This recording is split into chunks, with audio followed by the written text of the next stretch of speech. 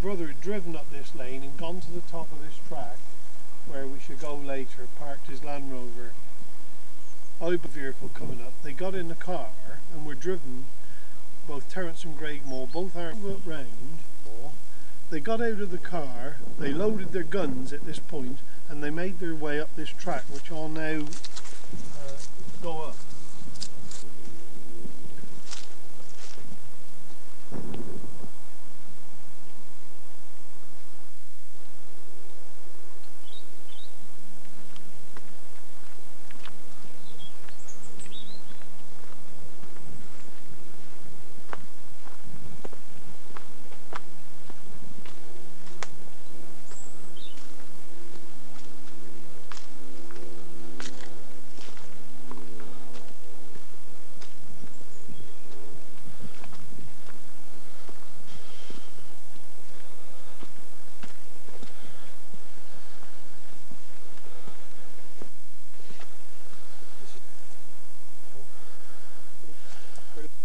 Body that he was actually brought down, and he was his head here by the track. This is up here, brother's murder. Used to take this very difficult here in this lake, photographs of him there, but he'd actually been shot further up Swan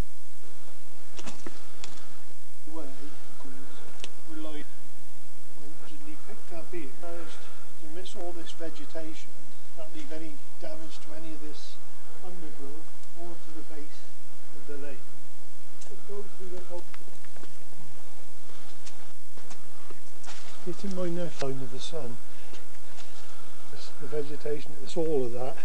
Come round the corner and go up there, which is entirely impossible. But what my nephew done to his shoulder and lined against the building, so he could quite clearly see. Line? Yeah. Sorry. My brother was actually shot.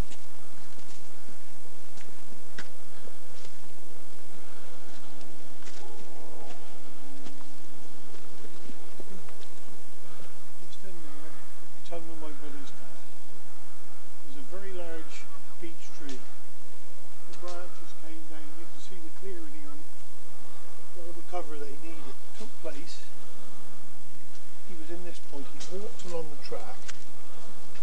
Doing that, they were in cover there. See the rise from his wounds, travelled over his shoulders, some blood spattering on his face, as you can see.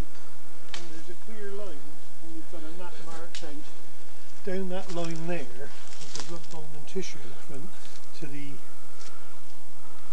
interviews given by the murderers. According to Graydon back here, fired the gun. Supposedly a struggle going on at that point, just 9 feet away. There was no here, where contrast in fact is that the father's statement says the shooting took place at this point here. Blood bowl shooting took place here. The shooting took place along by the iron gate that you can just see behind the to what they say that at this point going to get the police and they went after him. Why fight them in any way?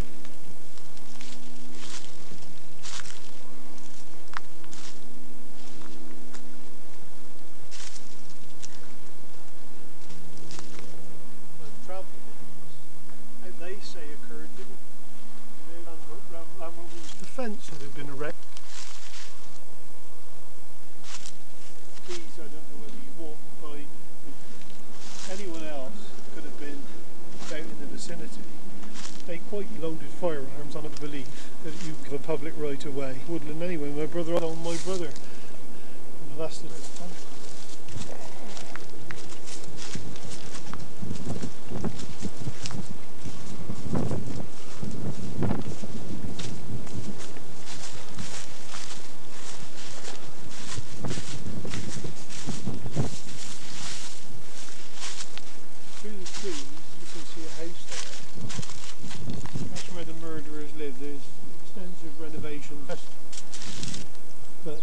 this on the bank now, you can see below the line of the big trees there, there's a fence running through, That in fact is the correct boundary line. That's the boundary, and came up to protect.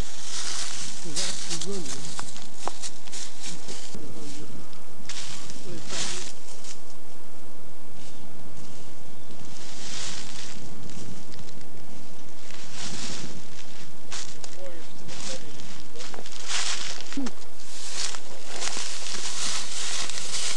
There's some of the wire that's embedded into that tree, and three to the tree ran across.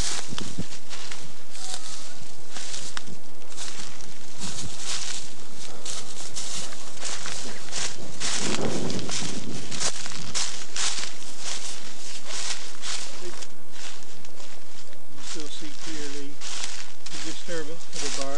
That's where the fence is erected.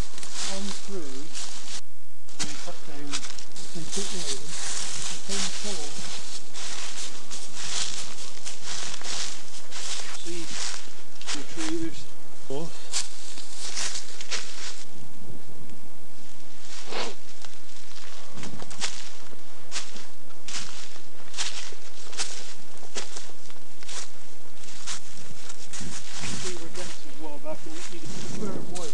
Too long lengths, cut them off, but you can still see the barbed wire, see the fixing there, there and there. Off.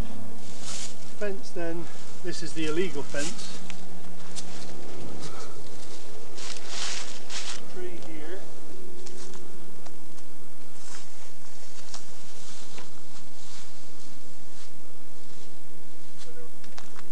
The bark of the tree. Marks, if you'd like me to point to them. Yeah, of course. Okay. Yeah.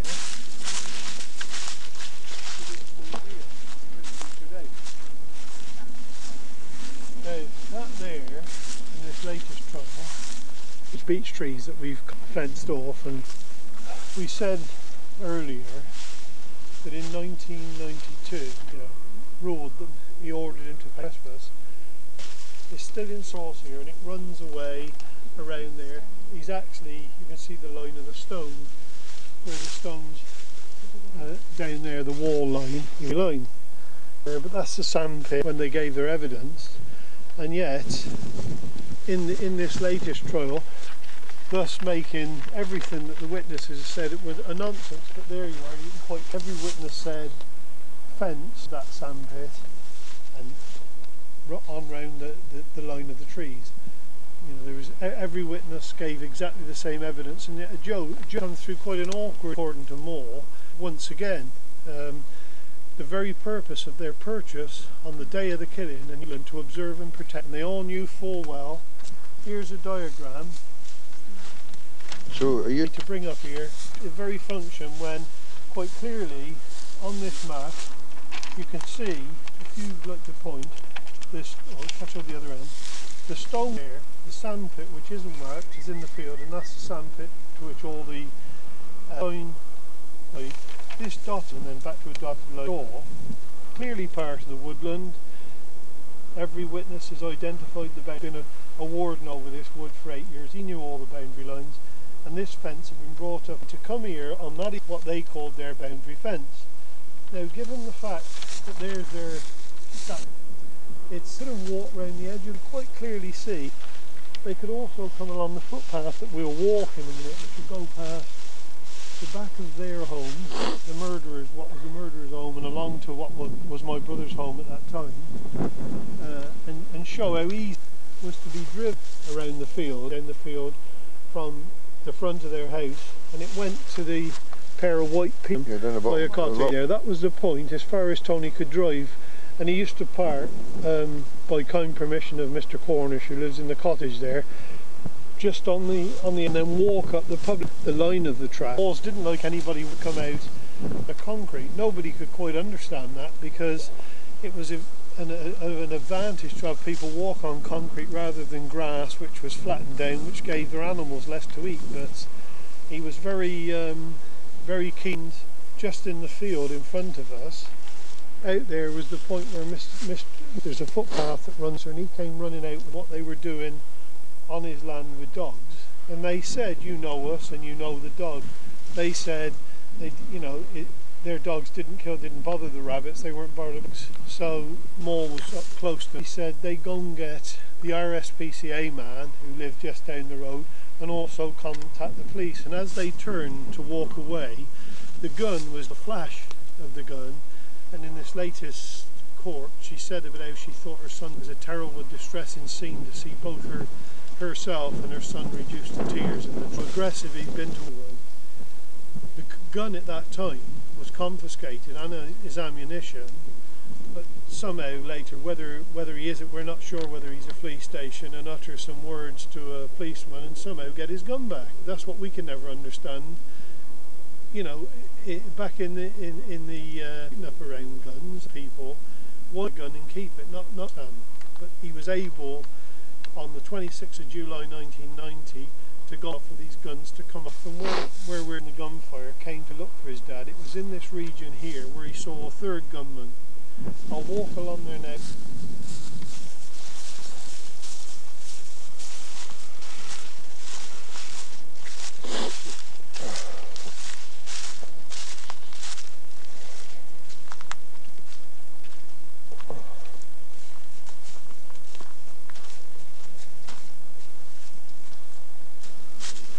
Up to this point here, you know, where I just pointed out, also around the same time, he saw it had been made accidentally shot.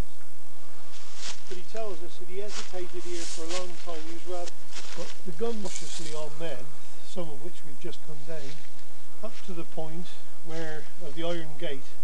That's where he got over the iron gate at that point and went down the other side of the edge road to be Gregmore. He saw the white building that we pointed quite clearly once again. You've got a shooting through this woodland 9-10 minutes later, by the teeth in the ear. We're now, this woodland's very dead and it gets very dark, and so quite sinister. And then to think that that boy followed this path and up there, all he's doing is looking for his dad. He's shot. The shooting of him was an accident. Gun could have been done to the base of the opening between the two lots of edge roads right opposite the building existed there, and that's the point he was shot. He gave the actual description of metal pushing flat, so there was no accident about this second shooting. He was fired at deliberately. They weren't charged, but they shot someone accidentally. Anyway, we'll walk rear of the home where the murderers live. This is the route. One of they could have come, as we say, along the lower line of the top of their objective was to see whoever was taking this fence down.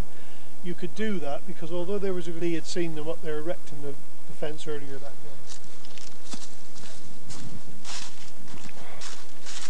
Way along here with the fence, that is obviously some are just, they see they're planted through the, and on the area of his family worked on that area in 1987, and this fence, I made a video clear in 1990 where the timber was taken out that was lying in the field, just in this bit of a compound area and across the disputed land. And I'll walk on now. You can see how close we're getting.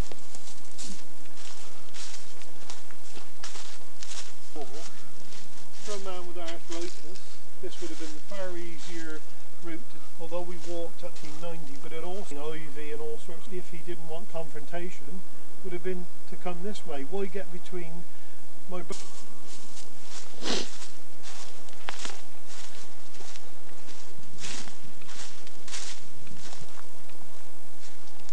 area was clear felled with large trees, because Moore, when he complained to the owners of the forestry that his wife was worried about the tall trees, she was worried that they'd taken down to in the field. This is what the forestry point.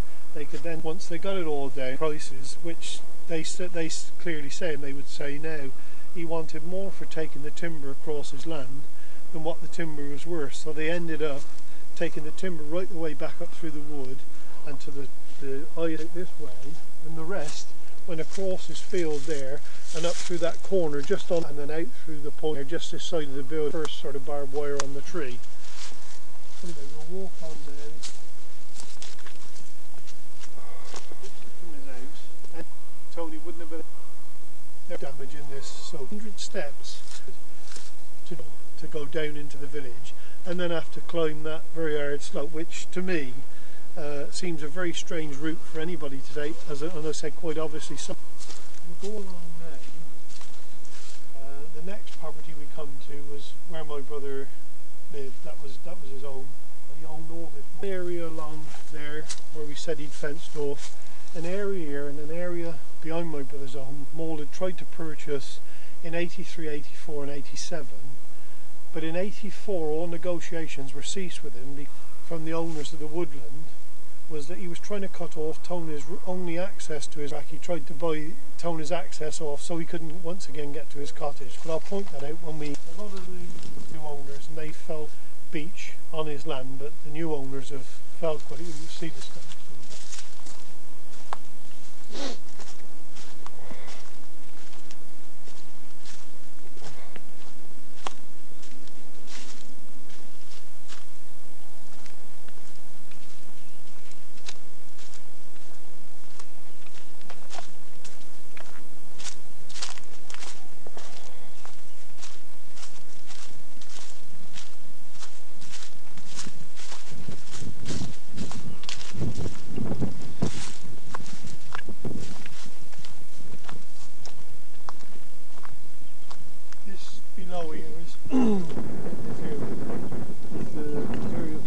See the garden. Tony, that was at the entrance to his home. He used to walk up the track, part of which is still there, the two concrete strips. Eventually formed the curved drive now. And what he'd asked for was if he could, those concrete strips were a rubbled road, and why in 1980 offered him the £5,000 and him have an access. But earlier he kept demanding.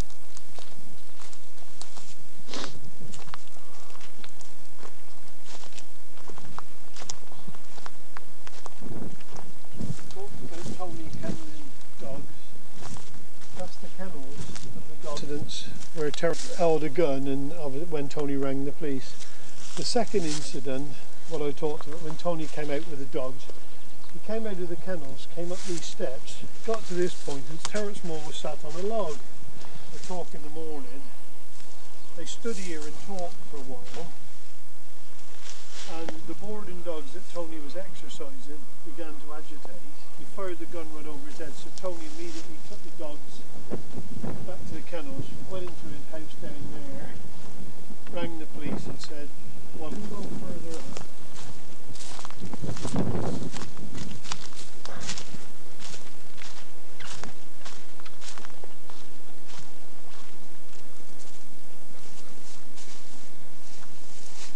You can see now the drastic change here, you know, all the beech trees around this area. Land Rovers.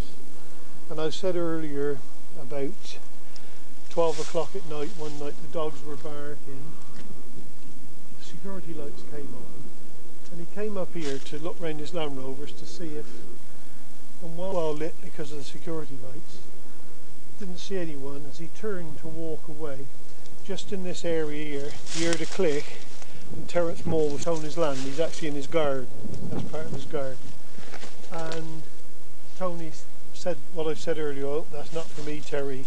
He just gave a strange laugh. Tony said it was a very strange laugh. And what Tony did then was turn around and walked. And there were some steps, timber steps, walked down, and this is when he made the call to DC Pit about the area that Maud wants to get.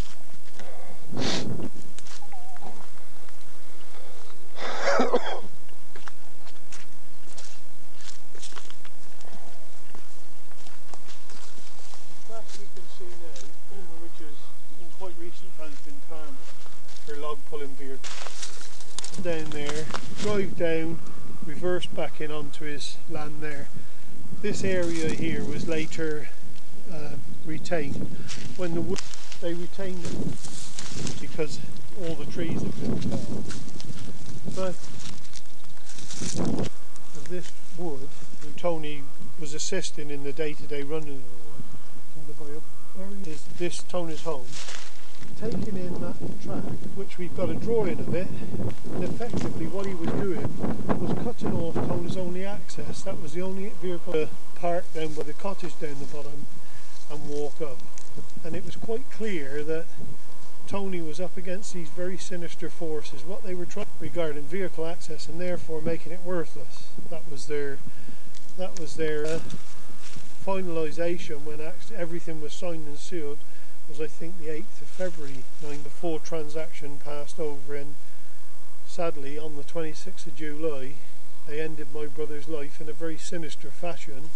I think we've covered the area quite well. There's probably thing about all this. Very flat path. We're driven by her statement saying that when she left home they were reading the television, watching the television. She drove them round and dropped them off, and my belief is that she'd gone to the top of the wood and that would have been the pick-up point. They cleared the house of everybody. There was no one in there that night, so providing they shot Tony and got away, there was nothing really to tie them up to Tony's murder.